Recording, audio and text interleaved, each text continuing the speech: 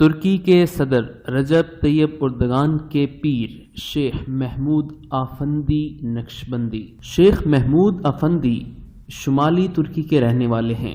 ترکی میں جب خلافت عثمانیہ کا خاتمہ ہوا تو علماء نے چھپ چھپ کر وہاں درختوں کے نیچے گاؤں میں بچوں کو دینی تعلیم دینا شروع کی۔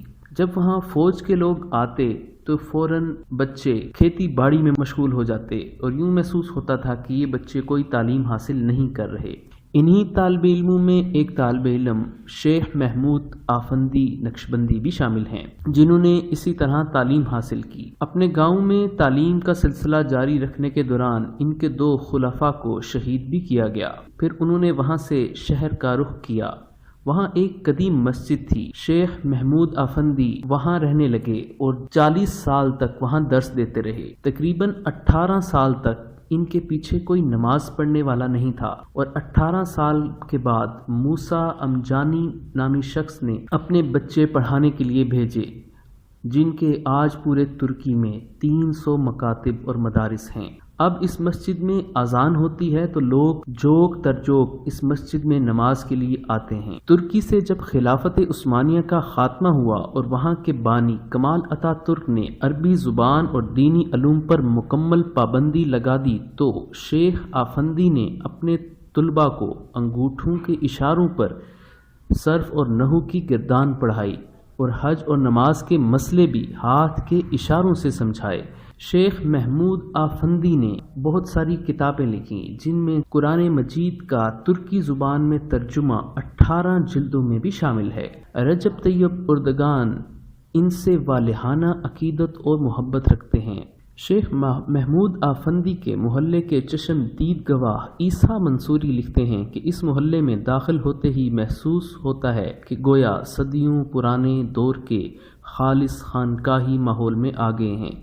لوگوں کا لباس، حلیہ سب ہی شریعت کے مطابق ہوتا ہے، خواتین بلکہ بچیاں تک پورے حجاب میں ہوتا ہے۔ ترکی میں شیخ محمود آفندی ایک دینی صاحبان کا درجہ رکھتے ہیں۔ ان کے مرید شریعت کے پابند ہیں اور لاکھوں میں ہیں۔ ان کے مریدوں کو عمدہ سفید اماموں اور لمبی قمیضوں میں ملبوس دیکھا جا سکتا ہے۔ آج ترکی میں حضرت کا لقب انہی کے لیے معروف ہے۔ ہو ہی نہیں سکتا کہ آپ ترکی جائیں اور آپ کے کانوں میں حضرت کا نام نہ پڑے۔ فاتح مسجد کے آس پاس تو ان کے ہزاروں پیروکاروں کا جمگھٹا رہتا ہے۔ کہا جاتا ہے کہ چند سال قبل جب شیخ آفندی نے حج کا ارادہ کیا تو لاکھوں مریدین اور متبعین اپنے اپنے چارٹرڈ طیاروں میں ان کے ساتھ حجاز روانہ ہوئے۔ لاکھوں ترکوں کی گردنیں آپ کی اطاعت اور بیعت سے بندھی ہیں۔ ایک موقع پر حرم مکہ میں شیخ محمود آفندی کے ساتھ طواف کرتے ہوئے 20,000 زائرین پر مشتمل قافلے دیکھنے کی بھی روایت ہے۔ 2013 میں شیخ محمود آفندی کو امام محمد قاسم نانوتوی ایوارڈ سے بھی نوازا گیا۔ ایک مرتبہ ترکی جانا ہوا۔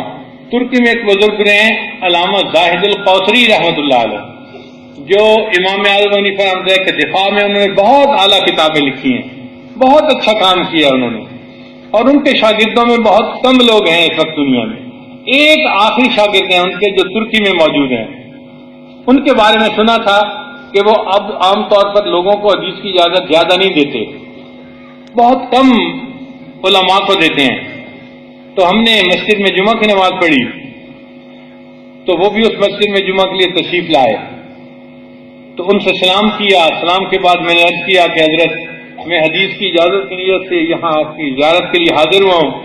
تو انہوں نے پھر اپنی حدیث خود بیان کی کہ میں نے علامہ زاہد القادری سے یہ حدیث پڑھی اور انہوں نے اس سے پڑھی اور اس سے پڑھی، اور پھر لکھا ہوا ایک کتابچہ بھی دیا کہ ہماری حدیث کی سند عالی ہے اور یہ نبی علیہ السلام تک پہنچتی ہے۔